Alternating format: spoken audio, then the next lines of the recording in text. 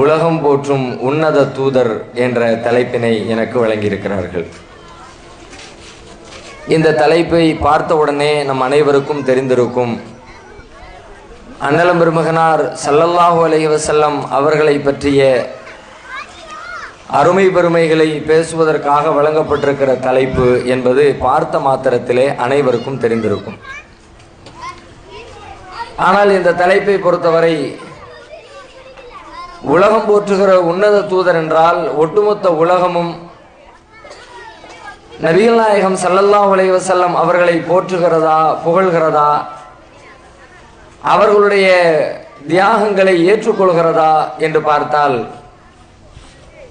சரி பாதிக்கும் மேலானவர்கள் இதனை ஏற்றுக்கொள்ள மாட்டார்கள். உலகத்தில் வாழ்கிற கணிசமான மக்கள் இதற்கு எதிராக கருத்து தெரிவித்துக் கொண்டிருக்கிறார்கள்.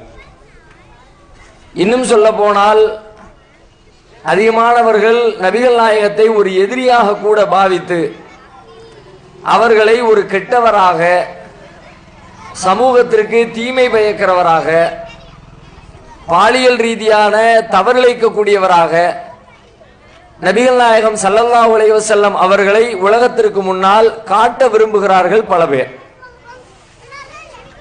அப்படியானால் உலகம் போற்றுகிற உன்னத தூதர் என்ற தலைப்பு எப்படி பொருத்தமானதாக இருக்கும்?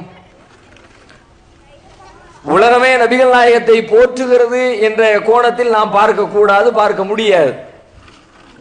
யாரெல்லாம் நபிகளாருடைய வாழ்க்கை வரலாற்றை ஆழமாகவும் கவனமாகவும் பார்க்கிறார்களோ, படிக்கிறார்களோ, அதை எந்தவித சார்பும் இல்லாமல் உள்வாங்க நினைக்கிறார்களோ அவர்கள் அனைவரும் நபிகள் நாயகத்தை போற்றித்தான் ஆக வேண்டும்.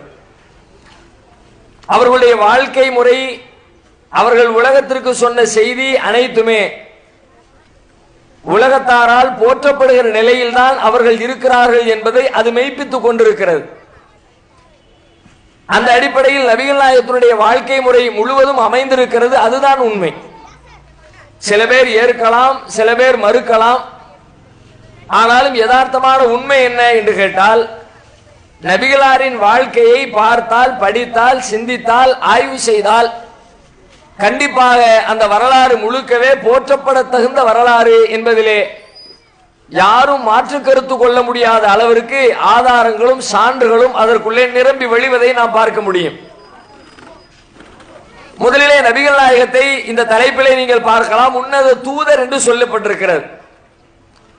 தூதராக அவர்கள் வாழ்ந்த வாழ்க்கை, தூதராக என்றால் இறைவனின் தூதராகத்தான் அவர்கள் உலகத்திலே வாழ்ந்திருக்கிறார்கள். அவர்கள் தூதராக வாழ்வதற்கு முந்தைய 40 ஆண்டு கால வாழ்க்கை உன்னத வாழ்க்கை என்று சொல்ல இயலாது. அது ஒரு சாதாரண மனிதர்களை போன்ற, அந்த காலத்தில் வாழ்ந்தவர்களை போன்ற ஒரு வாழ்க்கை. அவர்கள் பிறந்தது முதல் அவர்கள் நபியாக, இறைவனின் தூதராக தேர்வு செய்யப்படுகிற 40 ஆண்டு கால வாழ்க்கை அந்த உலகத்தில் பிறந்து வாழ்ந்த, அன்றைய காலத்தில் வாழ்ந்த மனிதர்களின் வாழ்க்கையை போன்ற ஒரு யதார்த்தமான ஒரு வாழ்க்கை. அதிலே கொஞ்சம் மேன்மை இருக்கலாம், கொஞ்சம் நேர்மை இருக்கலாம், கொஞ்சம் கூடுதலான தூய்மை இருக்கலாம், அது உண்டே தவிர மற்றபடி உலகம் போற்றுகிற அளவிற்கு உன்னத வாழ்க்கையாக அந்த வாழ்க்கை இருந்ததா என்றால் அப்படி யாரும் சொல்லிவிட முடியாது. எந்த வாழ்க்கை உலகம் போற்றுகிற உன்னத வாழ்க்கையாக அமைந்திருந்தது என்று பார்த்தால் அவர்களுடைய இறை தூதராக வாழ்ந்த 23 ஆண்டு கால வாழ்க்கை. 40 வயதிலிருந்து 63 ஆண்டு காலம் அவர்கள் மரணிக்கிற பருவம் வரைக்கும் அவர்கள் வாழ்ந்த வாழ்க்கை இருக்கிறதே, அதுதான் உலகம் போற்றுகிற உன்னத வாழ்க்கை. அந்த வாழ்க்கை வரலாற்றை நீங்கள் ஆய்வு செய்து பாருங்கள். முதலாக அவர்களுடைய வாழ்க்கையின் துவக்கம், தூதத்துவத்தை உலக மக்களுக்கு எடுத்துச் சொல்கிற துவக்க நிகழ்ச்சி, அதிலிருந்து மரணிக்கின்ற கடைசி நிமிடம் வரைக்கும் ஒவ்வொரு துளியும் பதிவு செய்யப்பட்டிருக்கிறது. நபிகளாருடைய வாழ்க்கையின் ஒவ்வொரு வார்த்தைகளும் பதிவு செய்யப்பட்டிருக்கிறது. அவர்களுடைய செயல்பாடுகள் பதிவு செய்யப்பட்டிருக்கிறது. அவர்கள் கண்ட போர்க்களங்கள் பதிவு செய்யப்பட்டிருக்கிறது. அவர்களுடைய இயல்புகள் பதிவு செய்யப்பட்டிருக்கிறது. அவர்களுடைய உடலின் அங்க அமைப்புகள் அனைத்துமே பதிவு செய்யப்பட்டிருக்கிறது. அந்த பதிவு செய்யப்பட்ட வரலாற்றை நீங்கள் படித்து பாருங்கள். முதலில் வரலாறு என்ற கோணத்திலே பார்த்தால் நபிகள் நாயகம் அவர்களுக்கு இருப்பதை போல ஒரு உன்னத வரலாறு உலகத்தில் எந்த மனிதருக்கும் கிடையாது. இது ஏதோ நபிகள் நாயகத்தை பின்பற்றுகிறவர்களாக நாம் இருக்கிற காரணத்தினால், அல்லது நபிகள் நாயகத்தை நம் தூதராக ஏற்றுக்கொண்டு இருக்கிற காரணத்தினால், காலம் காலமாக தலைமுறை தலைமுறையாக முஸ்லிம்கள் என்றால் நபிகள் நாயகத்தை மதிப்பார்கள் என்கிற அடிப்படையில் சொல்லப்படுகிற வெற்றுவாதம் அல்ல இது. அறிவுபூர்வமாக ஆராய்ச்சி செய்து பார்த்தால் ஆராய்ச்சி செய்கிற அனைவரும் அறிந்து கொள்கிற ஒரு உண்மை. நபிகள் நாயகத்தின் வரலாற்றை போல உன்னத வரலாறு, பாதுகாக்கப்பட்ட ஒரு வரலாறு உலகத்தில் எந்த மனிதனுக்கும் கிடையாது. நபிகளுடைய வரலாறு எப்படி பாதுகாக்கப்பட்டிருக்கிறது? உலகத்திலே வாழ்கிற எல்லா தலைவர்களுக்கும் வரலாறு எழுதப்பட்டிருக்கிறது. சில பேருடைய வரலாறுகள் நினைவில் இருக்கிறது, சில பேருடைய வரலாறு பேசப்படுகிறது, சில பேருடைய வரலாறு மறந்து போய்விட்டது. அதிலும் குறிப்பாக 14 நூற்றாண்டுகளுக்கு முன்னால் வாழ்ந்த ஒரு மனிதனுடைய வரலாறு இவ்வளவு துல்லியமாக எழுதப்பட்ட பாதுகாக்கப்பட்ட ஒரு வரலாற்றை காட்டுங்கள் பார்க்கலாம். உலகத்தில் எந்த மனிதனுக்கும் இப்படிப்பட்ட வரலாறு கிடையாது. இப்பொழுது நாம் கூட நம்முடைய பள்ளிகளில் பள்ளிக்கூடங்களில் வரலாற்றை மாணவர்களுக்கு படித்துக் கொடுக்கிறோம். கல்லூரிகளில் வரலாற்று பாடம் இருக்கிறது. பல்கலைக்கழகங்களில் வரலாறு என்ற ஒரு தனித்துறையை இயங்கிக் கொண்டிருக்கிறது. அதுவெல்லாம் எத்தனை நூற்றாண்டு கால வரலாற்றை பேசுகிறது? ஒரு தேசத்தின் வரலாற்றை பேசினால் கூட 500 ஆண்டு கால வரலாறு என்பார்கள். அதை ஒரு 500 பக்கத்திலே அடக்கிவிட முடியும். 1000 ஆண்டு கால வரலாறு என்பார்கள், ஒரு 1000 பக்கத்திலே அடக்கிவிட முடியும். தனிப்பட்ட தனி மனித வரலாறுகளை எடுத்து பாருங்கள். தனி மனித வரலாறு என்று நம்முடைய பள்ளிகளில் கற்றுக் கொடுக்கப்படுகிற வரலாற்று எத்தனை ஆண்டு கால வரலாறு என்று பாருங்கள். விரல் விட்டு எண்ணி விடலாம். ஒரு 50 ஆண்டு வரலாறு, 40 ஆண்டு கால வரலாறு, 30 ஆண்டு கால வரலாறு, அவ்வளவுதான் வரலாறு. இந்த தேசத்தின் தலைவர்கள் என்று கொண்டாடப்படுகிற பெரும் பெரும் தலைவர்களுடைய வரலாறு என்று பள்ளிக்கூட பாட புத்தகத்திலே கற்றுத்தரப்படுகிறது. காந்தியுடைய வரலாறு பேசப்படுகிறது. காந்தி எத்தனை ஆண்டுகளுக்கு முன்னர் வாழ்ந்தவர்? ஜவஹர்லால் நேருடைய வரலாறு பேசப்படுகிறது. அபுல் கலாம் ஆசாத்துடைய வரலாறு பேசப்படுகிறது. திப்பு சுல்தானுடைய வரலாறு பேசப்படுகிறது. இதுவெல்லாம் எத்தனை ஆண்டு கால வரலாறு? ஒரு நூற்றாண்டு கால வரலாறு இருக்குமா? ஒரு 1.5 நூற்றாண்டுகளை கடந்திருக்குமா? ஒரு 2 நூற்றாண்டுகளை தாண்டி இருக்குமா? அவ்வளவுதான் வரலாறு. 500 ஆண்டுகளுக்கு முன்னர் வாழ்ந்த ஒரு தலைவருடைய வரலாறு பேசப்படுகிறதா? அப்படியே பேசப்பட்டாலும் பெயர் மட்டும்தான் இருக்கும், வரலாறு இருக்காது. பெயர் மட்டும் வச்சிருப்பாங்க, அவரை பத்தி வேற எந்த செய்தியும் இருக்காது. 2000 ஆண்டு பழமை மிகுந்த வரலாற்றுக்கு சொந்தக்காரர்கள் தமிழர்கள் என்று இன்னைக்கு நாம் பல பேரை பற்றி பேசுகிறோம். ஆனால் அவர்களை பற்றிய துல்லிய வரலாறு உண்டா? வள்ளுவனை பற்றி பேசுகிறோம். 7 வார்த்தைகளுக்குள் 7 கடலை புகட்டுகிற அளவிற்கு அறிவு ஞானத்தோடு திருக்குறளை எழுதி வைத்து சென்றிருக்கிறான் என்று நம்முடைய தமிழ் பள்ளிக்கூடங்கள் வள்ளுவரின் வரலாற்றை புகழ்ந்து பேசுகிறது. அப்படிப்பட்ட வள்ளுவனுக்கு என்று தனிப்பட்ட வள்ளுவனின் குரல் பேசப்படுகிறது. ஆனால் வள்ளுவனின் வரலாறு பேசப்படுகிறதா? வள்ளுவர் யார்? அவர் எந்த ஊரை சார்ந்தவர்? எந்த காலத்திலே வாழ்ந்தவர்? அவருடைய மனைவி மக்கள் யார்? அவருக்கு பிறந்த பிள்ளைகள் என்ன? அவர் எப்படிப்பட்ட சீர்திருத்தத்தை இந்த தேசத்திலே நிகழ்த்தினார்?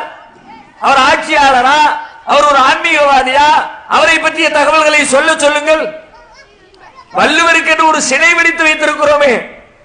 அவர் எழுதிய 1330 குறட்பாக்களுக்கு நிகராக அத்தனை அடி உயரத்திலே தென்குமரியிலே மிகப்பெரிய சிலை வெடித்து வைத்திருக்கிறோம். ஆனால் அந்த வரலாற்றுக்கு சொந்தக்காரருடைய உண்மை உருவம் அதுவா? வள்ளுவருடைய உருவம் என்று இன்றைக்கு தமிழகத்திலே பள்ளிக்கூட பாட புத்தகங்களில் மக்களுக்கு அச்சிட்டு கொடுக்கப்படுகிற அந்த உருவமும் நிஜமான வள்ளுவரின் உருவமும் ஒன்றா? யாருக்குமே தெரியாது. கன்ஃபார்ம் பண்ணவங்க யாரு? 1000 வருஷத்துக்கு முந்தி அவரை வரைந்து வைத்த ஓவியம் உண்டா? அதை பார்த்தவர்கள் உண்டா? அவரை பற்றி அந்த வடிவங்களை அறிந்தவர் உண்டா? கேட்டவர் உண்டா? ஒண்ணுமே தெரியாது.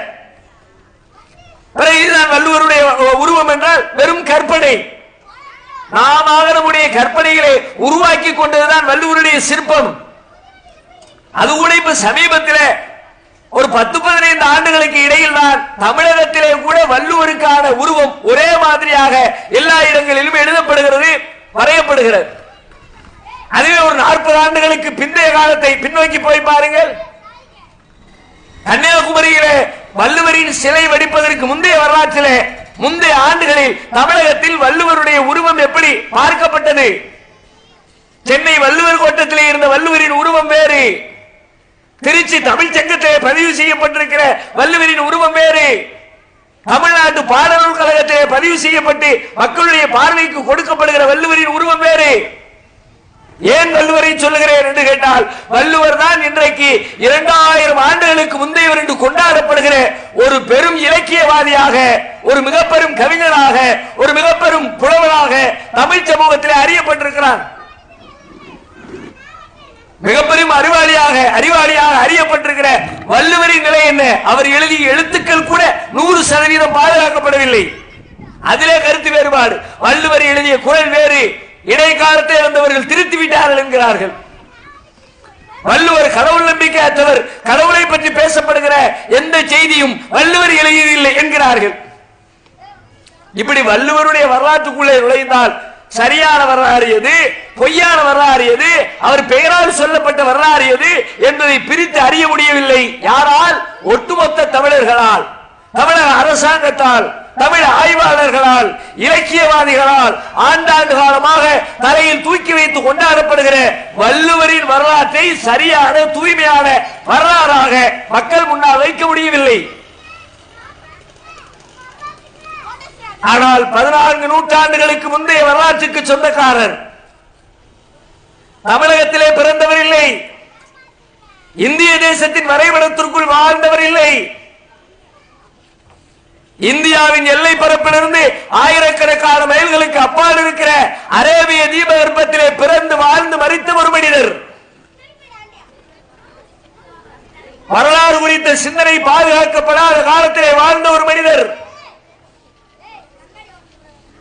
அறிவியலோ பகுத்தறிவு சிந்தனைகளோ இடம்பெறாத மௌட்டீகம் நிறைந்திருக்கிற ஒரு சமூகத்திலே பிறந்து வாழ்ந்த ஒரு பாலைவனத்திலே வாழ்ந்த ஒரு அரபி, 14 நூற்றாண்டுகளுக்கு முன்னால் வாழ்ந்து சென்றவர். ஒரு நூற்றாண்டு, 2 நூற்றாண்டு அல்ல, 14 நூற்றாண்டுகள், 14 ஆண்டுகள் அல்ல, 14 நூற்றாண்டுகள், 1400 ஆண்டுகள். அப்படிப்பட்ட இத்தனை ஆண்டுகளுக்கு முன்னால் வாழ்ந்த மனிதனுடைய வரலாறு இன்றைக்கு எப்படி இருக்கிறது தெரியுமா? மிக துல்லியமாக அவர்களுடைய நபியாக வாழ்ந்த துவங்கிய நேரத்திலிருந்து மரணிக்கிற நேரம் வரைக்கும் வாழ்ந்த ஒவ்வொரு நாளும் வரலாற்றிலே பதிவாகி இருக்கிறது. அவர்கள் வீதியிலே நடமாடியது, நண்பர்களோடு உரையாடியது, வழக்குகளை தீர்த்து வைத்தது, எதிரிகளோடு சண்டையிட்டது, மனைவியோடு குடும்பம் நடத்தியது, கிழிந்த ஆடைகளை தைத்துக் கொண்டது, பீந்து போன செருப்பை சரி செய்து கொண்டது, வீட்டை சுத்தப்படுத்தியது, பள்ளிவாசலை கட்டி எழுப்பியது, அடிமைகளோடு நடந்து கொண்டது, குழந்தைகளோடு நடந்து கொண்டது என்று வாழ்க்கையின் அத்தனை அம்சங்களும் தெள்ள தெளிவாக, கூடுதல் இல்லை, குறைவு இல்லை, உள்ளது உள்ளபடி.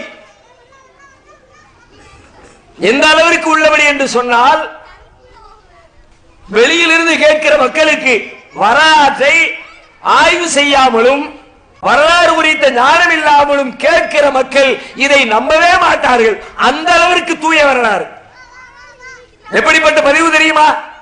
நபிகள் நாயகம் சொன்னதாக அவர்களுடைய வரலாற்று நூலிலே ஒன்று பதிவு செய்யப்படுகிறது என்றால், நபிகள் நாயகம் என்ன வார்த்தையை பயன்படுத்தி அந்த கருத்தை சொன்னார்களோ அந்த வார்த்தையே அப்படியே பதிவு செய்யப்பட்டிருக்கும். உலகத்தில் வேற எந்த தலைவருக்காக இப்படிப்பட்ட ஒரு சிறப்பு உண்டா? காந்தி சொன்னார், அவர் என்ன கருத்தை சொன்னாரோ அதை சொல்லி இருப்பார்கள். பேரறிஞர் அண்ணா சொன்னார், என்ன சொன்னார்? அவர் சொன்ன வார்த்தைகளே எப்படி இருக்குமா? எல்லா இடத்திலேயும் ஏதாவது ஒரு கவிதையாக சொல்லி இருந்தார் அல்லது ஒரு ரசனையாக சொல்லி இருந்தால் வேண்டுமானால் அவர்கள் சொன்ன அதே வார்த்தையை அப்படியே மொழிபெயர்த்து தந்திருப்பார்கள். ஆனால் சாதாரணமாக நபிகள் நாயகம் பேசிய கருத்துக்களை அடுத்த தலைமுறைக்கு கடத்துகிற பொழுது எப்படி கடத்தி இருக்கிறார்கள் தெரியுமா? நபி அவர்கள் என்ன வார்த்தையை பயன்படுத்தினார்களோ அந்த வார்த்தையை அப்படியே, வார்த்தையில் கூட மாற்றம் கிடையாது, கருத்து மாற்றம் சிந்திக்கவே முடியாது. உதாரணத்துக்கு சொல்றேன், தமிழிலே உட்கார்ந்தார் அப்படின்னு சொல்றோம். அவர் உட்கார்ந்தாரு, இவர் உட்கார்ந்தாரு, அல்லது நபிகள் நாயகம் அவர் இதே மாதிரி ரசூலுல்லாஹி அலைஹி வஸல்லம் சொல்றாங்கன்னு வச்சுக்குவோம். அவர் உட்கார்ந்தார் அப்படின்னு நபிகள் நாயகம் சொன்னார்கள். ஒரு பேச்சுக்கு சொல்றேன். உட்கார்ந்தார் என்பதற்கு தமிழிலே பல வார்த்தைகள் இருக்கிறது. அமர்ந்தார் என்றாலும் உட்கார்ந்தார் என்றுதான் பொருள். உட்கார்ந்தார் என்றாலும் அமர்ந்தார் என்றுதான் பொருள். ஒரே விஷயத்துக்கு ரெண்டு வார்த்தை இருக்குல்ல. அமர்ந்தார், உட்கார்ந்தார், குந்தினார் கூட சொல்லுவாங்க மெட்ராஸ் தமிழ்ல. இப்பொழுது நபிகள் நாயகம் ஒரு மனிதர் அமர்ந்தார் என்று செய்தியை சொல்லுகிறார் என்று வைத்துக் கொள்வோம்.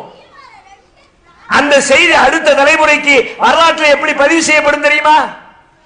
நபி அவர்கள் என்ன வார்த்தையை பயன்படுத்தி உட்கார்ந்தார்கள் அப்படின்ற வார்த்தையை பயன்படுத்தினார்களா அல்லது அமர்ந்தார் என்ற வார்த்தையை பயன்படுத்தினார்களா? அவர்கள் பயன்படுத்திய சொல் எதுவோ அந்த சொல்லே அப்படியே பதிவு செய்வார்கள்.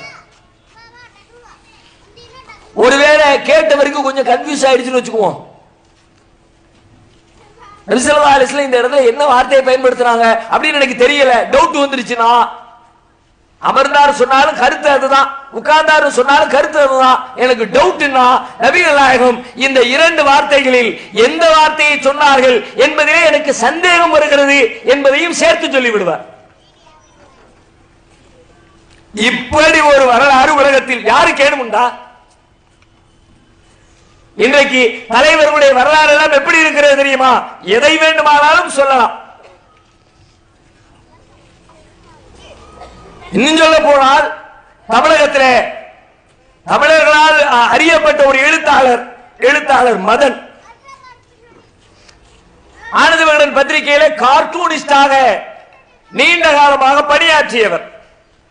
அதே ஆனந்த விகடன் பத்திரிகையிலே மக்களின் கேள்விகளுக்கு நீண்ட காலமாக பதிலளித்தவர் மதன்.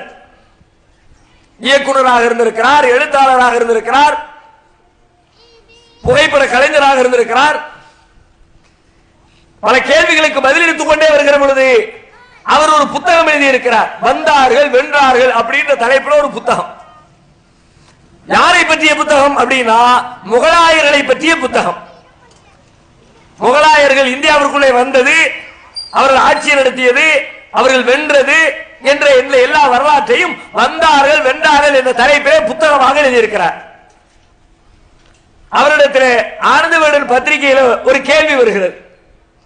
என்ன கேள்வி கேட்கிறவர் யாரு அப்படின்னா, பரவலாக தமிழகத்தில் அறியப்பட்ட ஐஏஎஸ் அதிகாரி இறையன்பு. அவரும் பல நூல்கள் எழுதியிருக்கிறார். இறையன்பு ஐஏஎஸ் அவரே எக்கச்சக்கமாக எழுதியிருக்கிறார், நிறைய பேசியிருக்கிறார். இறையன்பு ஐஏஎஸ் ஒரு கேள்வி எழுப்புகிறார், ஒரு ஆலோசனை சொல்றார். எப்படி மதன், நீங்கள் முகலாயர்களுடைய வரலாற்றை விரிவாக எழுதியிருக்கிறீர்கள், அதுபோல தமிழக மன்னர்களுடைய வரலாற்றையும் எழுதினால், சேர சோழ பாண்டியர்களின் வரலாற்றை எழுதினால் தமிழ் கூறும் மக்களுக்கு பயனளிக்க கூடியதாக இருக்குமே, அதை ஏன் நீங்கள் முயற்சிக்க கூடாது அப்படின்னு ஒரு கேள்வி கேட்கிறார்.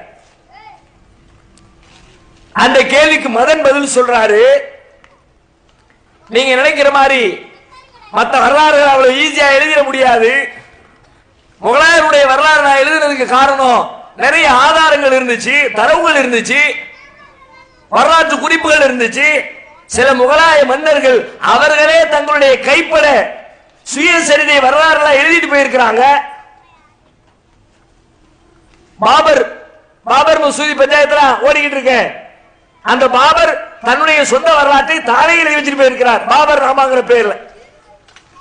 அதையெல்லாம் படிச்சா இந்த பாபர் மசூதி பஞ்சாயத்துல ஒண்ணுமே இல்ல, தூசி தட்டுற மாதிரி ஓடி போயிடும். அதையெல்லாம் மறைச்சு வச்சிருக்கிறதுல தான் காவிகள் வெற்றி பெற்றுக் கொண்டிருக்கிறார்கள். அந்த உண்மைகள் எல்லாம் வெளியில வருகிற பொழுது துண்ட காலம் துணிய காலம் எல்லா காவியும் நாட்டை விட்டு காலி பண்ணி சொந்த ஏரியாவுக்கு போயிட வேண்டியதான். கைபர் போலன் கணவாய் வழியா ரிட்டர்ன் போயிட வேண்டியதான். அந்த சாப்டருக்குள்ள போக வேண்டாம், மேட்டுக்கு வருவோம். அவர் சொல்லுகிறார் மதன், அந்த பதிலே எழுதுகிறார், விஐபி கேள்விங்கிற பதில எழுதுறாரு. எப்படி எழுதுறாரு? தமிழக மன்னருடைய வரலாற்றை எழுத முடியாது, முகலாயர்களுக்கு வரலாற்று சான்று இருக்கிறது, குறிப்பு இருக்கிறது, வரலாற்று ஆசிரியரால் எழுதப்பட்ட நூல்கள் இருக்கிறது, சுயசரிதை புத்தகங்கள் இருக்கிறது.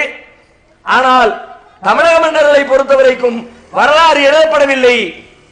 வரலாறு என்ற பெயரால் எழுதப்பட்டிருக்கிற செய்திகளை படித்தால் வெறும் கதைகளும் கற்பனைகளுமே வரலாறாக எழுதப்பட்டிருக்கிறது என்று புரிந்து கொள்ளத்தக்க வகையிலே தான் இருக்கிறது. கல்வெட்டுகள் இருக்கிறது, ஒவ்வொரு மன்னனும் தன்னை பற்றி எழுதிய கல்வெட்டு இருக்கிறது. ஆனால் படித்து பார்த்தால் அவங்க எல்லாம் மனிதர்களே கிடையாது, வானத்திலிருந்து குதித்த புனிதர்கள் என்பதை போல எழுதப்பட்டிருக்கிறது. படிச்சாலே தெரியும் இது வரலாறு இல்ல, இது நடக்கல, இது சரித்திரம் கிடையாது. ஒவ்வொரு மன்னனும் தன்னை பற்றி உயர்வாக மக்கள் கருத வேண்டும் என்பதற்காக கவிஞர்களை வைத்து பொய்களை எழுதி வைத்திருக்கிறார்கள் என்று சொல்லத்தக்க வகையிலே தான் அவைகள் இருக்கின்றன.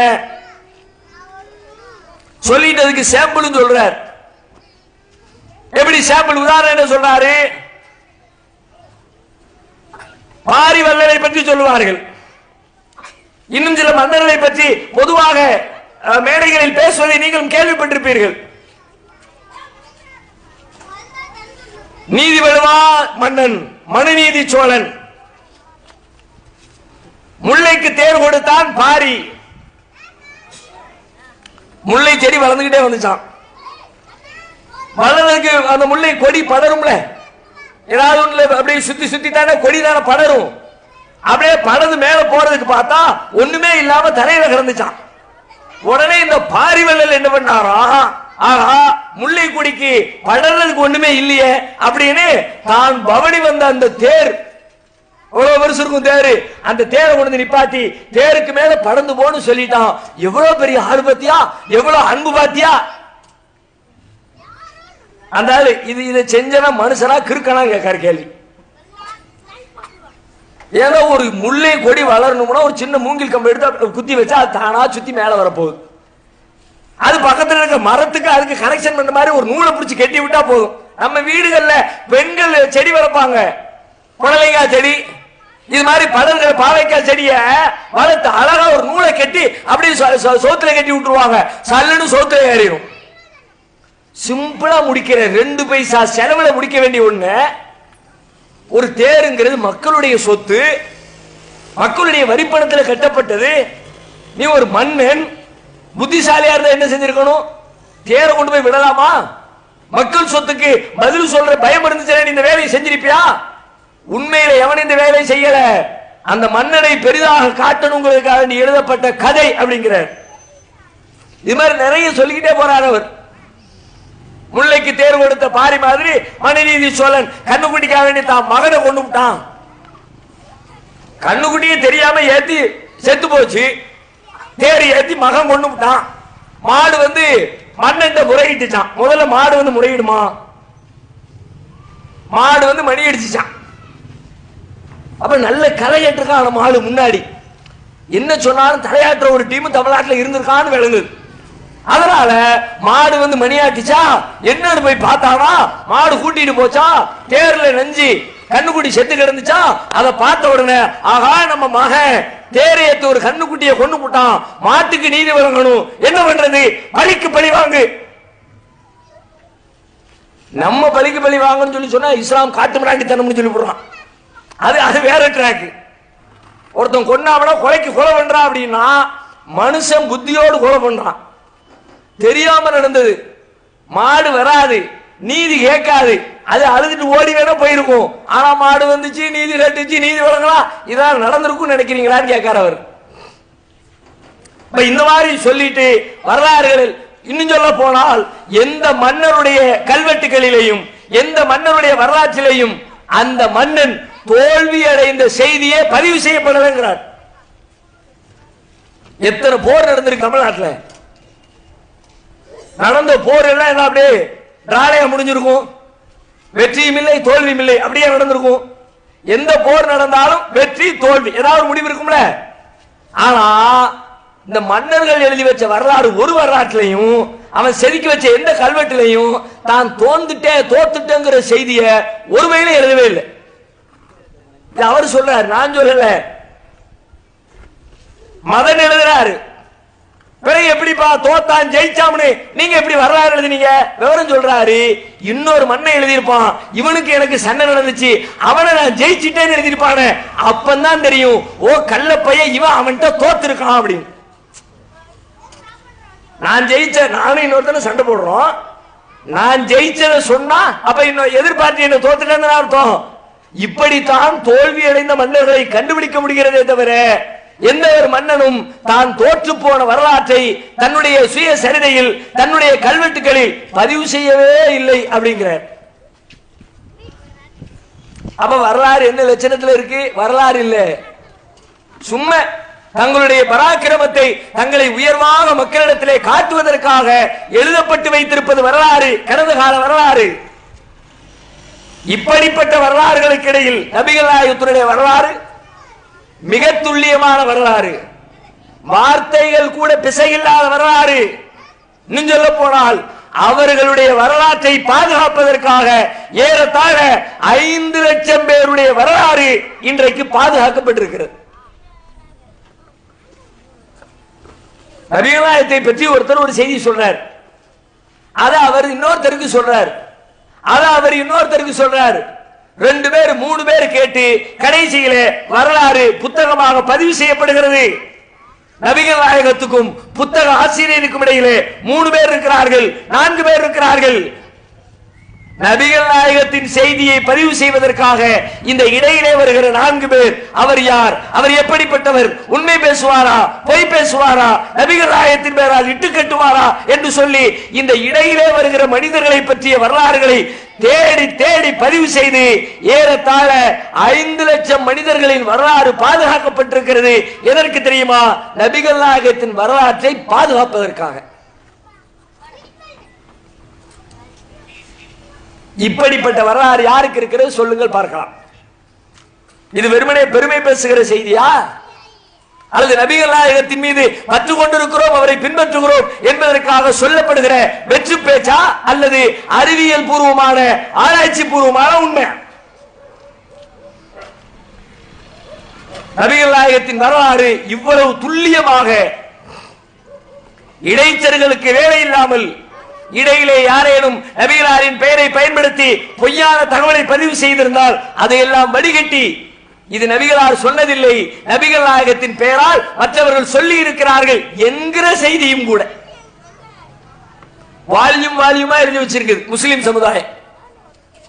உலகத்தில் வேற எந்த தலைவருக்காவது இது இந்த தலைவர் சொன்னது, இது இந்த தலைவரின் பெயரால் சொல்லப்பட்டது அப்படின்னு வரலாறு பிரிக்கப்பட்டிருக்கிறதா? ஒரு ஆளை காட்டுக்கு பார்க்கலாம். நபிகள் நாயகத்துக்கு இருக்கிறது. நபிகளார் சொன்னது எது, நபிகளாரின் பெயரால் மற்றவர்கள் சொன்னது எது?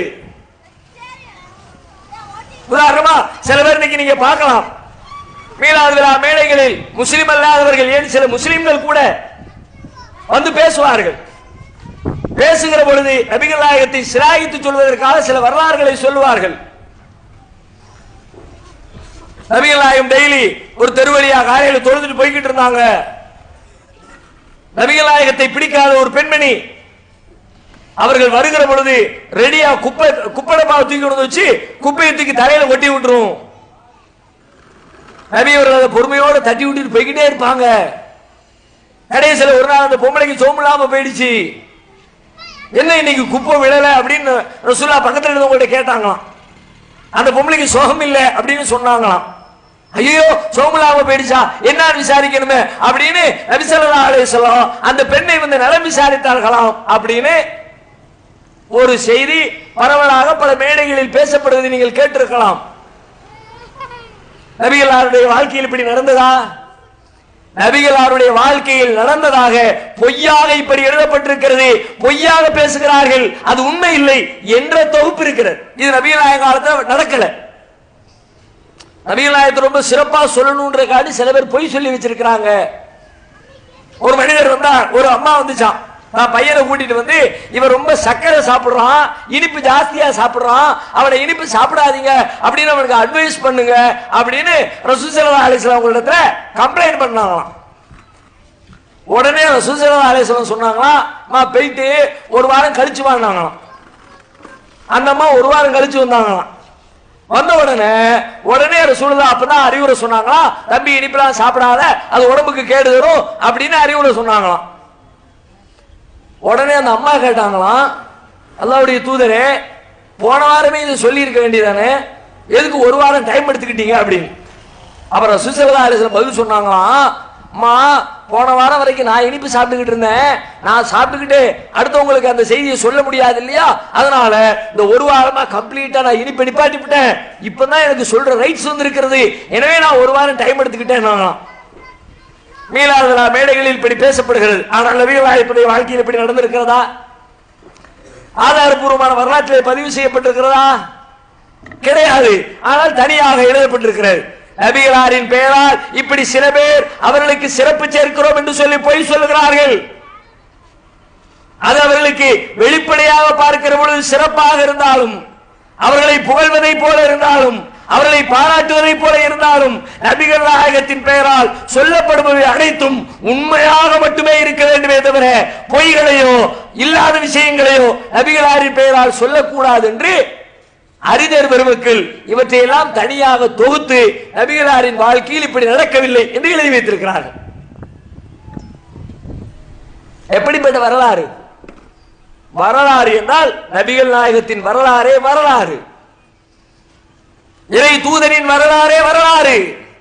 அதற்கு நிகரான, அதற்கு ஒப்பான, அதற்கு நெருக்கமான ஒரு வரலாற்று தலைவரை உலகத்தின் எந்த பக்கத்திலேயும் உங்களால் காட்ட முடியாது. அப்படியானால் தனித்துவமான வரலாற்றுக்கு சொந்தக்காரர், உன்னதமான போற்றத்தகுந்த தலைவராக இருப்பதை தவிர வேறு என்ன இருக்க முடியும்? அது மட்டுமில்லை, அந்த வரலாற்றிலே உள்ளுக்குள்ளே உள்ள செய்திகள் என்ன? ஒவ்வொரு செய்திகளும் போற்றத்தக்க செய்திகள், உலகம் பின்பற்ற வேண்டிய செய்திகள். எப்படிப்பட்ட செய்திகள்? நபிகள் நாயகம் முதலாக உலகத்திற்கு தாங்கள் கொண்டு வந்த ஏகத்துவ செய்தியினை அறிமுகப்படுத்துகிறார்கள். இறைவன் சொல்லுகிறார், வான்திர அஷீரத்துக்கள் அக்ரபீன், நபியே உம்முடைய நெருங்கிய உறவினர்களுக்கு எச்சரிக்கை செய்வீராக. இறைவன் ஒருவன் தான், அவன் தான் உலகை எல்லாம் படைத்த இறைவன். அவனைத்தான் நீங்கள் வணங்க வேண்டும். கற்களை வணங்கக்கூடாது, சிலைகளை வணங்கக்கூடாது, சூரியனை வணங்கக்கூடாது, சந்திரனை வணங்கக்கூடாது, மிருகங்களை வணங்கக்கூடாது, பெற்றோரை வணங்கக்கூடாது, முன்னோரை வணங்கக்கூடாது. இவைகள் எதுவுமே உங்களை படைத்தவர்கள் இல்லை, படைத்தவைகள் இல்லை, உங்களை எல்லாம் படைத்த இறைவனைத்தான் நீங்கள் வணங்க வேண்டும் என்ற ஏகத்துவ செய்தியினை உலகத்திற்கு சொல்லுங்கள் என்று இறைவன் நபிகள் நாயகத்திற்கு கட்டளையிடுகிறார். நபி அவர்கள் அந்த செய்தியினை நெஞ்சத்திலே ஏந்தி கொண்டு தன்னுடைய குடும்பத்தாரை எல்லாம் அழைக்கிறார்கள். மக்கா என்ற ஊரிலே இருக்கிற சஃபா என்ற மலை குன்றின் மீது ஏறி நின்று கொண்டு மக்களே வாருங்கள் என்று அழைக்கிறார்கள். உறவினர்கள் ஒவ்வொருவரின் பெயரை சொல்லி அழைக்கிறார்கள். அன்னைக்கெல்லாம் ஒரு உயரமான இடத்துல இருந்து சத்தம் கொடுத்தா ஒரு ஊர் முழுக்க கேட்கும். இன்னைக்குள்ள சூழல் வேறு, அன்னைக்குள்ள சூழல் வேறு.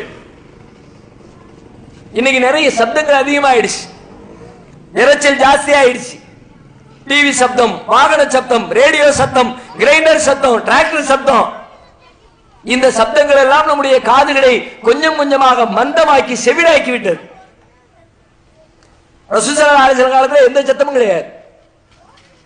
இயல்பாக உடலிலே எழுகிற சப்தங்கள் மட்டும்தான். உச்சபட்சமாக எங்கோ ஒரு இடத்திலே இசை ஓசை ஒலிகளை உருவாக்குகிற சப்தங்கள் இருக்கலாம், அது விதிவிலக்கு. காதுகள் ஷார்ப்பா இருக்கும், ஊரே அமைதியா இருக்கும். உயரமான இடத்திலிருந்து அழைத்தால் அத்தனை பேருக்கும் காது கேட்கும்.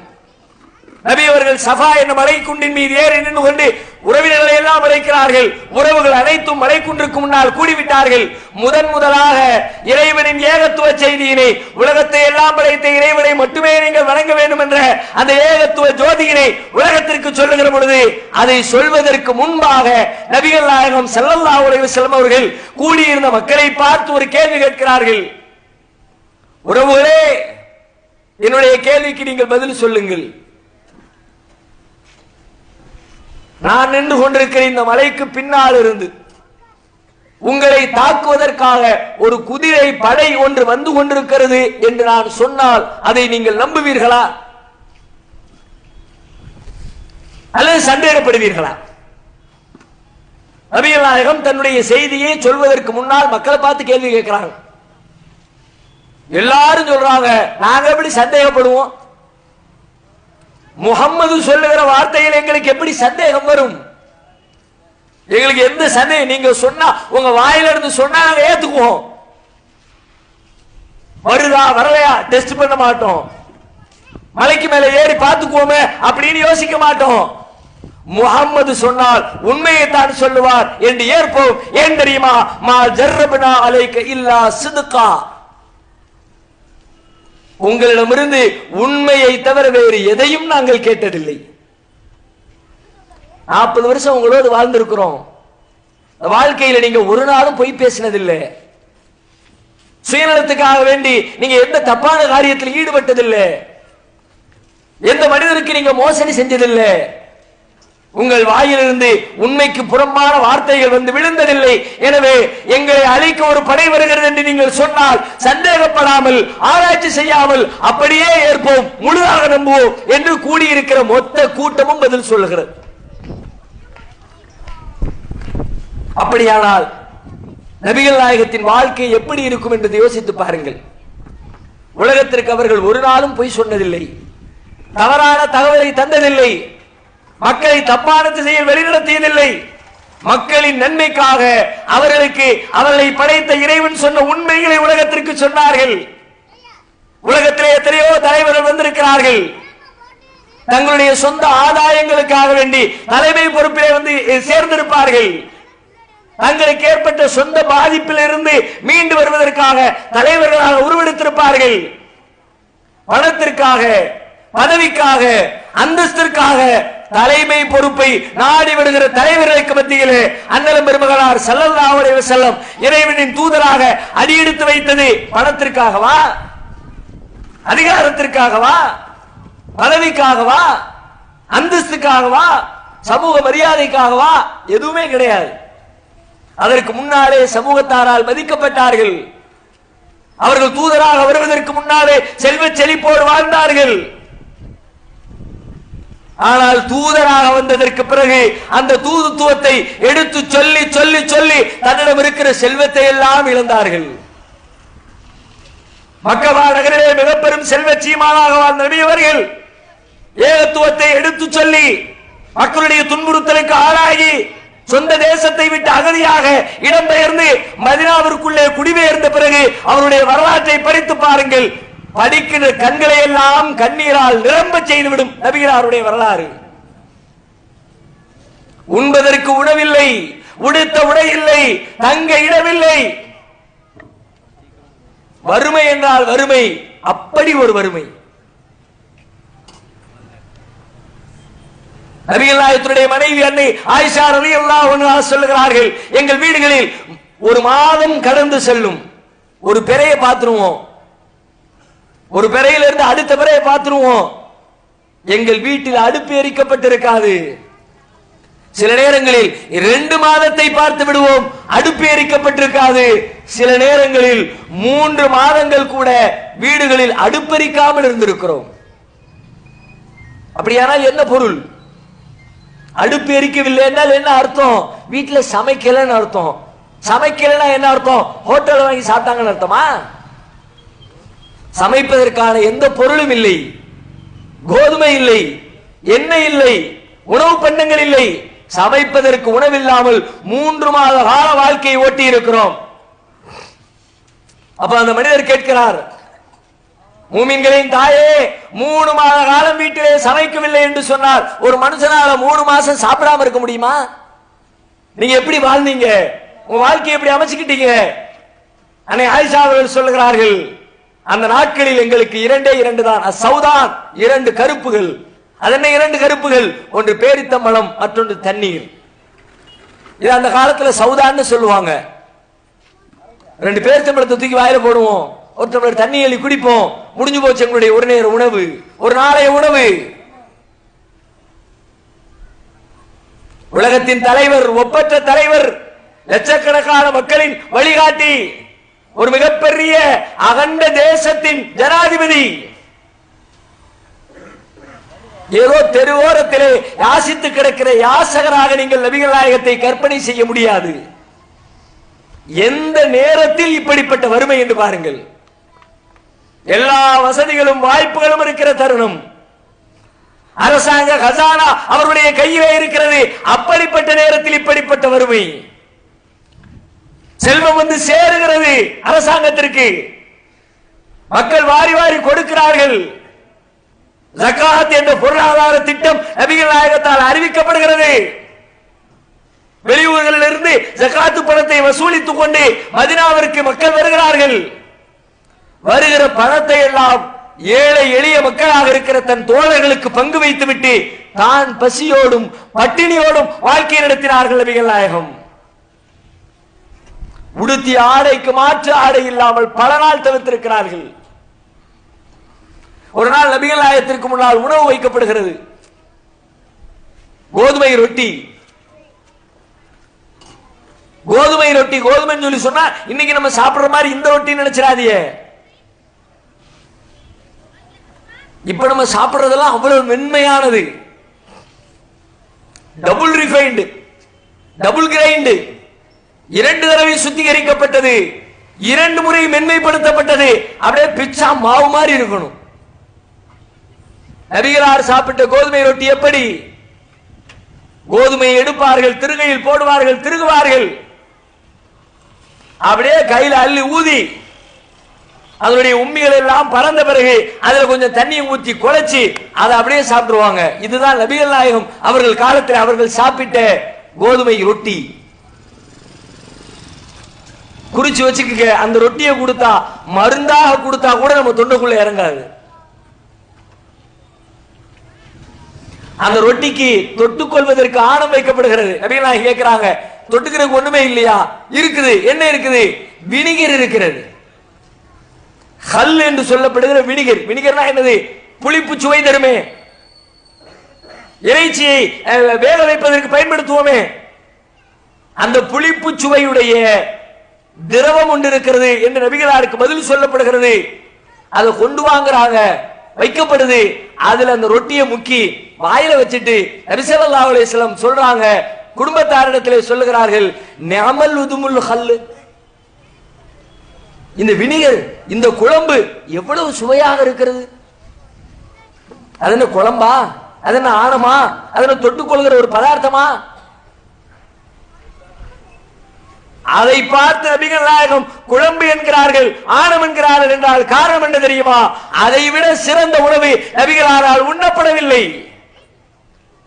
பசியோடும் பட்டினியோடும் கிடைக்கிறவனுக்கு கிடைக்கிற குறைந்தபட்ச பருக்கை கூட எப்படி அமிர்தமாக தெரியுமோ அப்படி நபிகள் நாயகம் ஸல்லல்லாஹு அலைஹி வஸல்லம் அவர்களுக்கு அந்த வினிகர் மிகச்சிறந்த உணவுப் பொருளாக, மிகச்சிறந்த குழம்பாக நபிகளாருக்கு தெரிகிறது.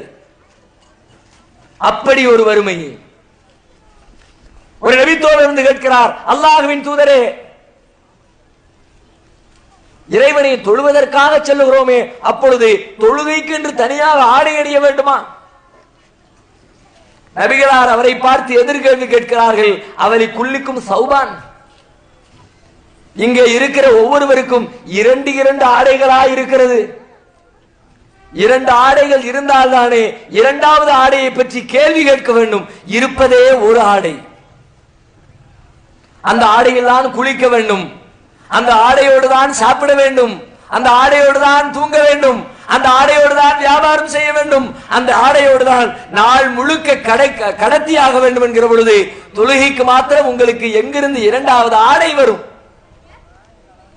உடுத்திய ஆடைக்கு மாற்று ஆடை இல்லை என்று வார்த்தைகளில் சொல்கிறோம். நம்முடைய வாழ்க்கையோடு ஒப்பிட்டு பாருங்கள். நம்முடைய அலமாரிகளை திறந்து பார்த்துவிட்டு நபிகளாருடைய வரலாற்றை யோசித்து பாருங்கள். காலையில் ஒரு ஆடை, மாலையில் ஒரு ஆடை, திருமணத்திற்கு ஒரு ஆடை, பள்ளிக்கு ஒரு ஆடை, ஒரு நாளைக்கு 2 ஆடை, 3 ஆடை. அதிலும் தாய்மார்களை பற்றி சொல்லவே தேவையில்லை. உடுத்துறோமோ உடுத்தலையோ ஒரு பீரோ நிறைஞ்சிடணும். கல்யாணம் ஆகி 4 வருஷம் ஆச்சு, ஒரு தட்டு தான் துணி இருக்குன்னா அது அவங்களுக்கு தாங்க முடியாத ஒரு பெரிய பேரிடர். அவங்களாம் ஒரு பீரோ நினைச்சு விட்டாங்க, 2 பீரோ நிறைஞ்சிருச்சு. 25 சேலை, 35 சேலை. இந்த நிலையில் இருந்து கொண்டு நபிகளாரை யோசித்து பாருங்கள். எப்படிப்பட்ட வறுமை! அந்த ஒரே ஒரு ஆடை கூட பல நேரத்தில் எப்படிப்பட்ட ஆடை தெரியுமா? ஒரு மிகப்பெரிய போர்வை. அந்த போர்வையை முதுகுக்கு பின்னால் தூக்கி பிடித்துக் கொண்டு அதனுடைய வலதுபுற நுனியை எடுத்து இடது தோளிலே போட்டுக் கொள்வார்கள், இடது நுனியை எடுத்து வலது தோளிலே போட்டுக் கொள்வார்கள். மொத்த உடலையும் அந்த போர்வை போர்த்தி கொள்ளும். அதுதான் நபிகள் நாயகம் ஸல்லல்லாஹு அலைஹி வஸல்லம் அவர்களுடைய பல நாட்களுக்கு ஆடையாக இருந்தது. வறுமை என்றால் அப்படி ஒரு கோர வறுமை. அவ்வளவு வறுமையில் இருந்த நபி அவர்கள், பொருளாதார தேவையில் இருந்த நபி அவர்கள், பொருளாதாரம் வருகிற பொழுது தனக்கென்று ஒதுக்கினார்களா? அப்ப நபி ஸல்லல்லாஹு அலைஹி வஸல்லம் அவருடைய வாழ்க்கையில அவர்களை நோக்கி செல்வம் குவிந்தது. ஆனால் அந்த செல்வத்திலே ஒரு பைசா கை வச்சாங்களா ரசூல் ஸல்லல்லாஹு அலைஹி வஸல்லம்? இன்றைய அரசியல்வாதிகளோடு ஒப்பிடுங்கள், இன்றைய ஆட்சியாளர்களோடு ஒப்பிடுங்கள். ஆட்சியாளர்களுடைய வரலாற்றை படித்து பார்த்தால் ஆச்சரியமாக இருக்கிறது. ஒரு டம்ளர் ஒரு டீ வாங்கி ஒரு டீ குடிப்பதற்கு வழி இல்லாமல் 2 பேர் நாங்கள் கட்டிங் சாய் அடித்துக் கொண்டோம் என்று சொன்னவர்கள் 25 ஆண்டு கால இடைவெளியிலே, 30 ஆண்டு கால இடைவெளியிலே ஒரு ஆட்சியாளராக, அரசியல்வாதியாக, முதலமைச்சராக, ஒரு எம்எல்ஏவாக, ஒரு எம்பியாக அவருடைய வாழ்க்கையை கடந்து செல்கிற பொழுது பல லட்சங்களுக்கு அதிபதியாக, மில்லினியராக, பில்லினியராக மாறி போகிற வரலாறு கண்களுக்கு முன்னால். ஆனால் நபிகள் நாயகம் அவர்களிடத்திலே எனது சொத்துக்களை கொண்டு வந்து தாரை வார்க்கிறேன், நீங்கள் விரும்பியவாறு செலவு செய்து கொள்ளுங்கள் என்று சொல்லுகிற தருணத்திலே கூட வீட்டிலே இவ்வளவு வறுமை, உண்பதற்கு உணவில்லை, உடுத்த உடை இல்லை, தங்கியிருக்க வீடு இல்லை, ஆனாலும் கூட எனக்கு இந்த பணம் தேவையில்லை, என்னை போல தேவையுடைய மக்கள் இருக்கிறார்கள், அவர்களுக்கு இதை கொடுங்கள் என்று சொன்ன தலைவர் நபிகள் நாயகம் ஸல்லல்லாஹு அலைஹி வஸல்லம் அவர்கள். அபூ தல்ஹா ரலியல்லாஹு அன்ஹு என்ற நபி தோழர், நபிகளாருக்கு மிக நெருக்கமான நண்பர், மிகப்பெரிய செல்வந்தர், பைருஹா என்ற பெயரிலே ஒரு தோட்டம் வைத்திருந்தார். நபிகளாருக்கு பிரியமான தோட்டம், நல்ல லாபம் தருகிற ஒரு தோட்டம். திருமறை குர்ஆனிலே அல்லாஹ் ஒரு வசனம் இறக்கினான். அந்த வசனத்தை கேட்ட மாத்திரத்திலே நபியவரிடத்திலே ஓடி வந்து விட்டார். என்ன வசனம் அது? லன் தனாலுல் பிர்ர ஹத்தா துன்ஃபிகு மிம்மா துஹிப்பூன், நீங்கள் விரும்புகிறவற்றிலிருந்து செலவு செய்யாத வரைக்கும் நன்மையை அடைந்து கொள்ள முடியாது என்று இறைவன் வசனம் இறக்கினான். நீங்க செலவு செய்றீங்க, ஆனா உங்களுக்கு பிரியமானதிலிருந்து செலவு செய்யுங்க, நீங்க எதை நேசிக்கிறீங்களோ அதிலிருந்து செலவு செய்யுங்க அப்படிங்கிற வசனத்தை அல்லாஹ் இறக்கி வச்ச உடனே நேரடியாக நபிகளாரிடத்திலே ஓடி வருகிறார்கள். அபூ தல்ஹா அவர்கள் வந்து சொல்லுகிறார்கள், அல்லாஹ்வுடைய தூதரே, பிரியமானதை செலவு செய்யுமாறு இறைவன் கட்டளையிட்டிருக்கிறான். என்னுடைய செல்வங்களிலே, சொத்துக்களிலே எனக்கு பிரியமானது இந்த பைருஹா என்ற தோட்டம். நான் இதை செலவு செய்கிறேன், நான் இதை தர்மமாக தருகிறேன், இறைவனின் பாதையில் உங்களுக்கு நான் கொடுத்து விடுகிறேன், நீங்கள் இதை விரும்பியவாறு செலவு செய்யுங்கள் என்று நபிகள் நாயகத்திலே ஒப்படைக்கிறார். அந்த இடத்திலே நாம இருந்திருந்தால் என்ன செய்திருப்போம்? நமக்கு தேவை இருக்குது, வறுமை இருக்குது, இப்படிப்பட்ட நேரத்தில் ஒருத்தர் கொண்டு வந்து விரும்பின மாதிரி செலவு பண்ணுங்கன்னு சொன்னா என்ன செய்வோம்? கொண்டான்னு வாங்கி வச்சுக்க மாட்டோமா? அதை அனுபவிக்க மாட்டோமா? நபிகளார் இடத்திலே கொண்டு வந்து கொடுக்கப்படுகிறது. நபிகளார் சொன்ன பதில் என்ன? அது நல்ல லாபம் தருகிற சொத்தாயிற்றே, அதை எனக்கு தருவதை விட உனக்கு அதிகம் நன்மை பயக்கிற வகையிலே உன்னுடைய சொந்தங்களுக்கு கொடுத்து விடு, உன்னுடைய உறவினர்களுக்கு கொடுத்து விடு. நபி ஸல்லல்லாஹு அலைஹி வஸல்லம் அந்த சொத்தை வாங்கல, அதை அனுபவிக்கல. பொருளாதார நேர்மை என்றால் இப்படிப்பட்ட ஒரு நேர்மை நிறைந்த ஒரு தலைவரை, ஒரு முன்மாதிரியை உலகத்திலே எங்கேனும் காட்ட முடியுமா? அதனால் தான் சொல்லுகிறோம், உலகம் போற்ற வேண்டிய உன்னத தூதர் நபிகள் நாயகம். உலகம் போற்றுகிறதா இல்லையா என்பதல்ல கேள்வி, உலகத்தால் போற்றப்பட வேண்டிய தூதர் நபிகள் நாயகம். யாரும் மறுக்க முடியாது. அவருடைய நேர்மை யாராலும் அடித்துக் கொள்ள முடியாது. அரசியல் சூடு பிடித்திருக்கிற நேரத்தில் இருக்கிறோம். நபிகளாருடைய அரசியல் வாழ்க்கையை எடுத்து பாருங்கள், நபிகள் நாயகத்துடைய அரசியல் நேர்மையை எடுத்து பரிசீலித்து பாருங்கள். தேர்தல் களம், யார் நாட்டை ஆளப் போகிறார் என்ற கேள்வி முன்னெழுந்திருக்கிறது. தேர்தல் கூட்டணி பேச்சுவார்த்தைகள் எல்லாம் முடிவுக்கு வந்திருக்கிறது. எங்கு பார்த்தாலும் அரசியல் பேச்சுக்கள், அரசியல்வாதிகளை பற்றிய பேச்சுக்கள் தொடர்ந்து மீடியாக்களை ஆக்கிரமித்திருக்கிற நேரம். அரசியல் என்றால் எதிரிகளை வீழ்த்த வேண்டிய ஒரு ஜனநாயக தேர்தல் தான் இது. இது போர்க்களம் இல்லை, எதிரிகளை கொன்று குவிக்கக்கூடிய ஒரு இடம் இல்லை. எப்படிப்பட்ட இடம்? ஒரு ஜனநாயக தேர்தல். வாக்களித்து என்னை ஆளுகிற ஆட்சியாளன் யார் என்று மக்களால் தேர்ந்தெடுக்கப்படுகிற ஒரு அரசியல் நிலை. அப்படிப்பட்ட அரசியல் எப்படி இருக்கிறது? எதிரியை வீழ்த்த வேண்டும், எப்படியாவது வீழ்த்தி ஆக வேண்டும், என்ன வேண்டுமானாலும் செய். உள்ளடி வேலைகள், கழுத்தறுப்பு வேலைகள், பொருளாதார கைமாறல்கள், லஞ்சம், ஊழல், கொலை, கொள்ளை, எல்லா விதமான அக்கிரமங்களையும் செய்தாவது ஜனநாயக தேர்தலில் வென்றுவிட வேண்டும் என்று அரசியல்வாதிகள் திட்டமிட்டுக் கொண்டிருக்கிறார்கள். நபிகளாரின் காலத்திலே அப்படிப்பட்ட ஒரு நிகழ்ச்சி. மக்காவிலிருந்து மதீனாவிற்கு இடம்பெயர்ந்து விட்டார்கள். மதீனாவிலே நிம்மதியாக இருக்கலாம் என்று சொன்னால் மக்காவிலே வாழ்ந்த எதிரிகள் மதீனாவையும் அவர்களை வாழ விடாமல் துரத்தி கொண்டு வருகிறார்கள், படை திரட்டி வருகிறார்கள். பத்ர் என்ற இடத்திலே மதீனத்து நபிகள் நாயகம் அவர்களுக்கும் மக்கத்து காவிர்களுக்கும் இடையிலே ஒரு மிகப்பெரிய யுத்தம் நடக்கிறது. எப்பொழுது? மதீனாவிற்கு வந்த 2வது ஆண்டில், நோன்பு காலத்தில், ரமதான் மாதத்தில் 17வது நாளில். எப்படிப்பட்ட யுத்தம் தெரியுமா?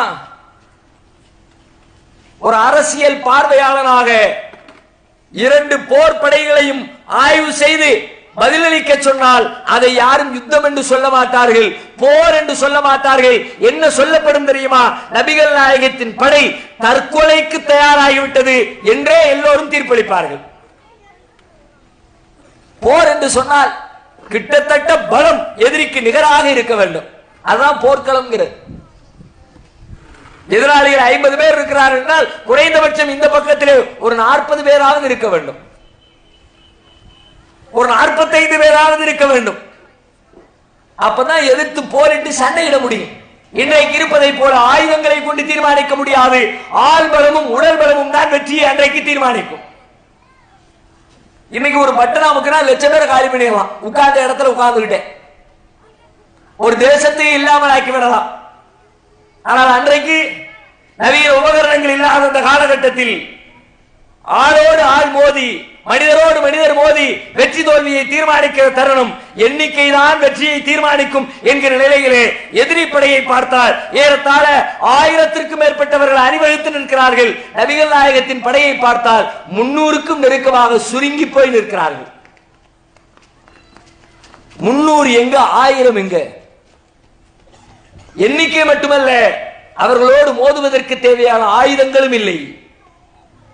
எதிரி படையிலே அனைவரும் ஜவான்களாக, பயிற்சி பெற்ற வாலிபர்களாக அணிவகுத்து நிற்கிறார்கள். நபிகளாரின் போர்ப்படையிலே எல்லாம் ரிட்டையர்டு கேஸ். தளபதியாக வந்து நிற்கிற அண்ணல் பெருமகனார் ஸல்லல்லாஹு அலைஹி வஸல்லம்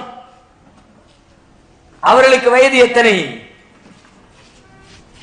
தளபதி, போர்ப்படையினுடைய தளபதிக்கு வயசு நம்ம நாட்டில் ரிட்டையர் ஆனதுக்கு பிறகு உள்ள வயசு. ராணுவத்தில்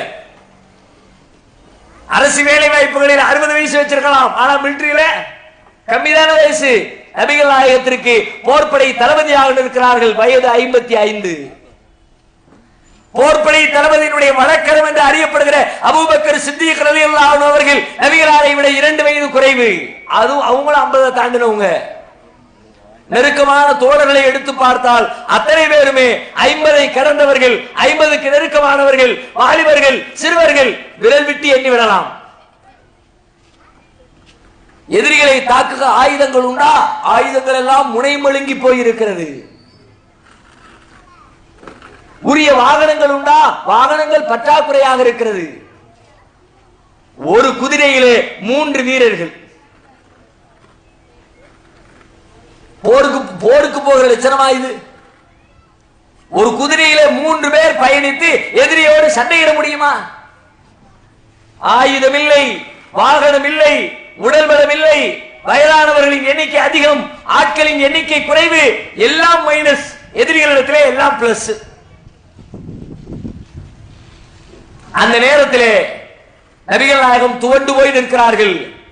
மக்களை எல்லாம் பதில்களத்திலே நிறுத்திவிட்டு ஒரு மரத்திற்கு கீழே நபி ஸல்லல்லாஹு அலைஹி வஸல்லம் அமர்ந்து சுஜூதிலே விழுந்து அல்லாஹ்விடத்திலே கையேந்தி பிரார்த்திக்க ஆரம்பிக்கிறார்கள். அழுகிறார்கள், அழுகிறார்கள், அழுகிறார்கள். இறைவா, அல்லாஹும்ம இன் துஹ்லிக ஹாதிஹில் இஸாபா, இறைவா இந்த படை அழிக்கப்பட்டால் வலன் துஅபத அபதா, இனிமேல் நீ வணங்கப்படவே மாட்டாய், நீ உதவி செய், நீ உதவி செய் என்று கெஞ்சுகிறார்கள், கதறுகிறார்கள்.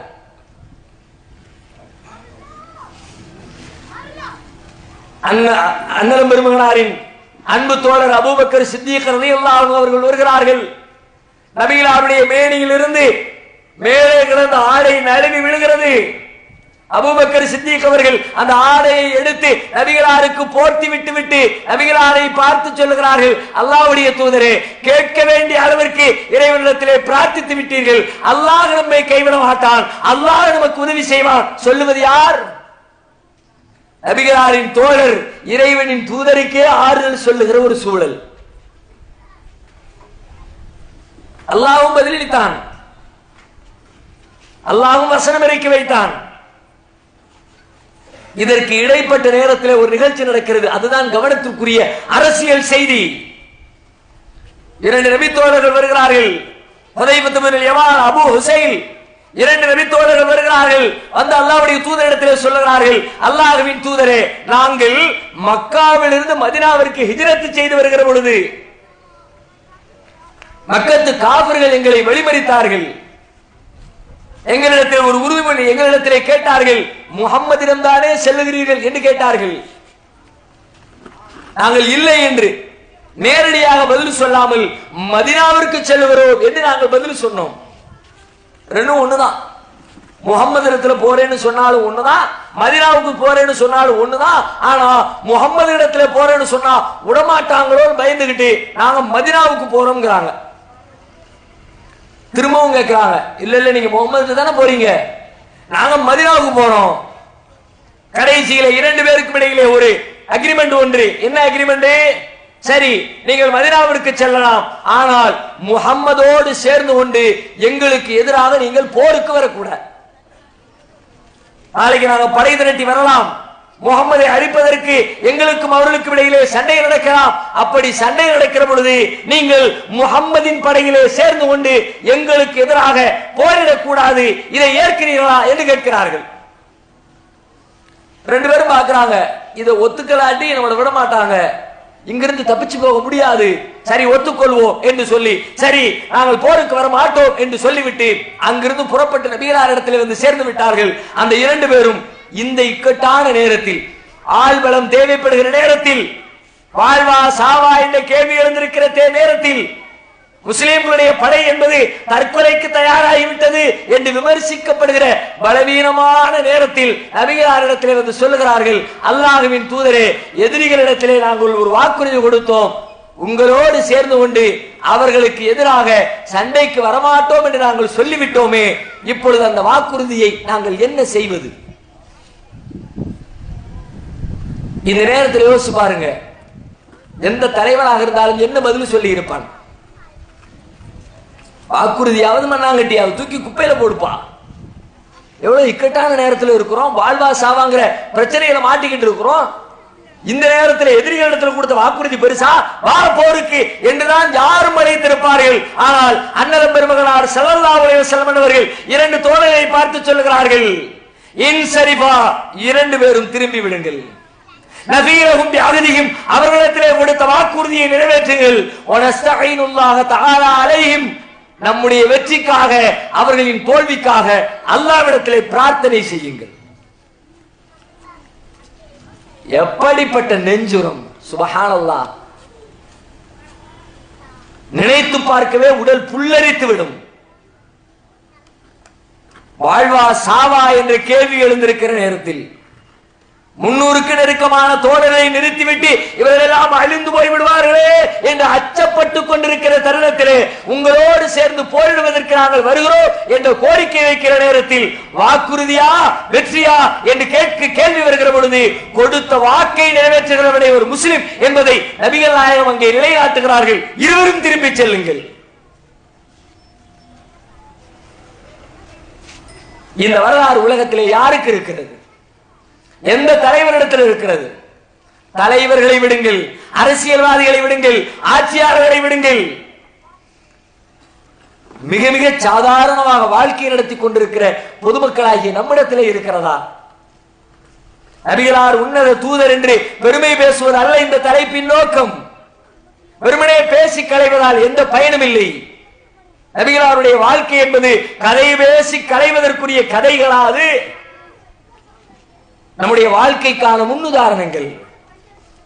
பின்பற்றி நடக்க வேண்டிய அழகிய வரலாற்றுக்கு சொந்தக்காரர் நபி அவர்கள். அப்படியானால் நாம் கடைபிடிக்கிறோமா? வாக்குறுதி மீறல் என்பது முஸ்லிம்களிடத்திலே இன்றைக்கு சர்வ சாதாரணமாகிவிட்டது. தன்னுடைய சுய ஆதாயத்திற்காக பொய் பேசுகிறவர்களின் எண்ணிக்கை பெருகிவிட்டது. ஒரு தற்காலிக நெருக்கடியில் இருந்து தன்னை காத்துக் கொள்வதற்காக எதையும் சொல்லலாம், யார் மீதும் அவதூறு வரப்படலாம், எப்படிப்பட்ட பொய்களையும் பேசலாம் என்கிற நிலைக்கு இன்றைக்கு நாம் வந்திருக்கிறோமே. நாம் எல்லாம் முஸ்லிம்கள் தானா? நாம் எல்லாம் நபிகள் நாயகத்தை பின்பற்றுகிறவர்கள் தானா? நாம் எல்லாம் நபிகள் நாயகத்தின் உம்மத்துகள் என்று சொல்லிக் கொள்வதற்கு நமக்கு அருகதை இருக்கிறதா? எப்படிப்பட்ட இக்கட்டிலே மாட்டிக்கொண்டிருக்கிற பொழுது கூட கொடுத்த வாக்குறுதிக்கு மாறு செய்ய மாட்டேன் என்று இருந்த நபிகளார் எங்கே? அவர்களை பின்பற்றுகிற நாம் எங்கே? 10 ரூபாய் லாபம் கிடைக்கிறது என்பதற்காக வியாபாரத்திலே போய் பேசுகிறோம், பிறரை ஏமாற்றுகிறோம். இந்த பொருள் நீடித்து உழைக்காது என்று தெரிந்து கொண்டே அதில் கிடைக்கிற 10 ரூபாய் லாபத்திற்காக நீண்ட காலம் உழைக்கும் என்று சொல்லி மனமறிந்து போய் பேசுகிறோம்.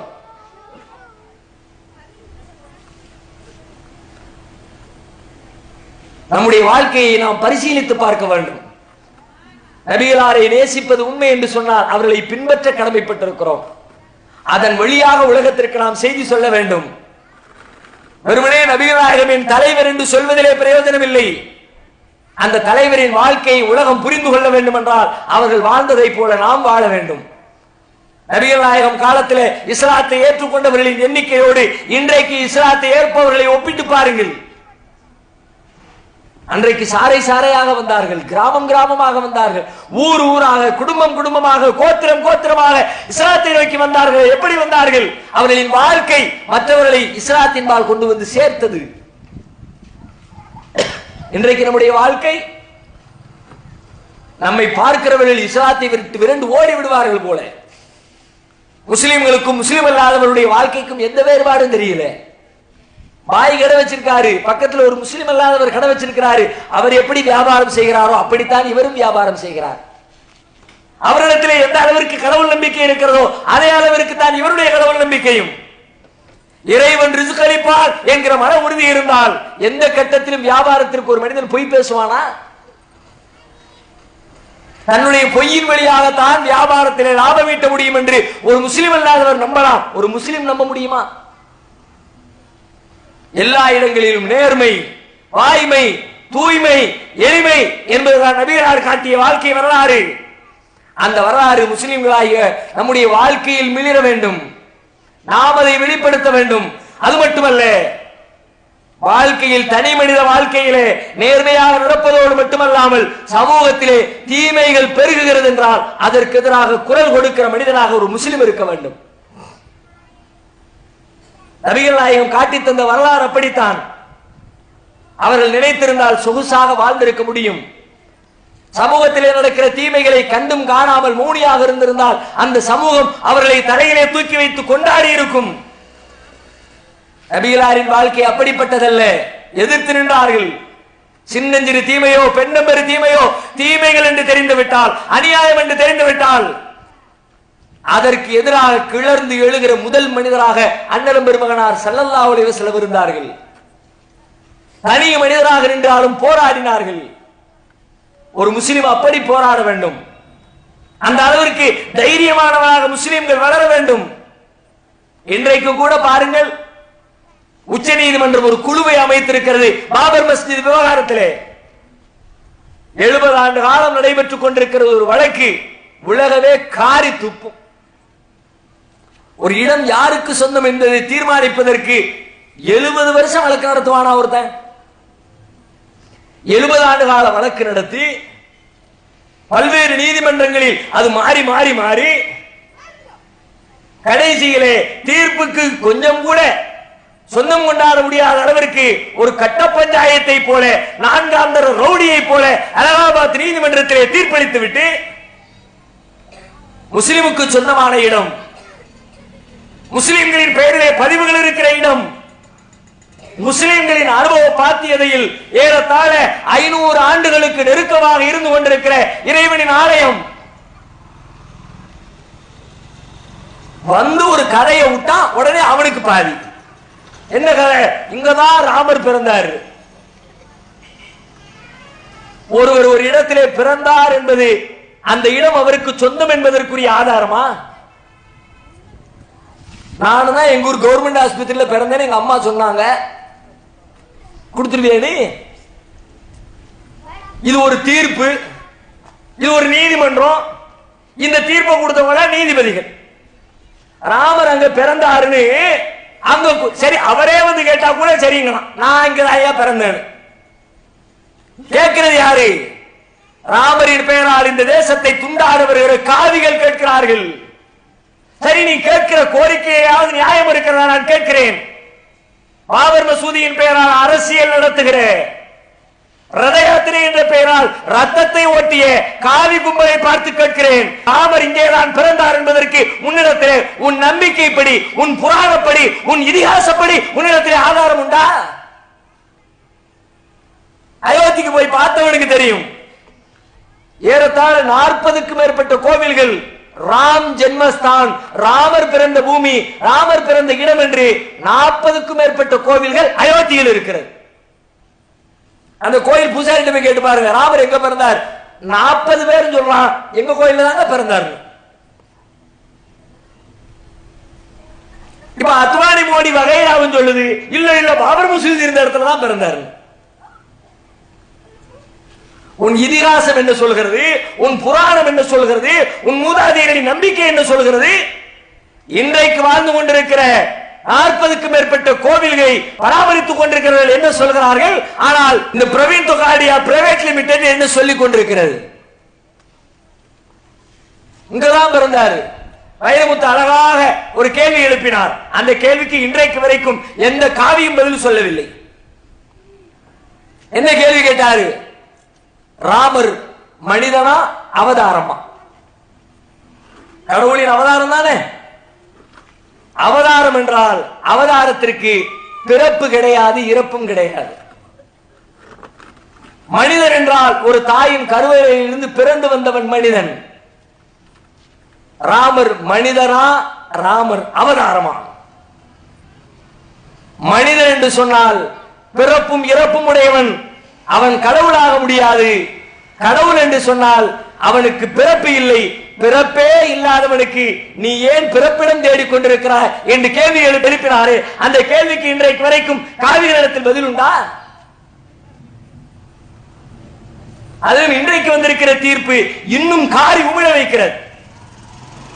கீழே உள்ளவனா முட்டாள்தனமா பதில் சொன்னா, தீர்ப்பு சொன்னாமனா சரி, மேல உட்கார்ந்து இருக்கிறாரு ரொம்ப படிச்சவரு, மெத்த படிச்ச மேலாவி, உச்ச நீதிமன்றம் இந்தியாவுடைய தலைமை நீதிபதி தீர்ப்பளித்திருக்கிறார். என்னையா தீர்ப்புன்னு பார்த்தா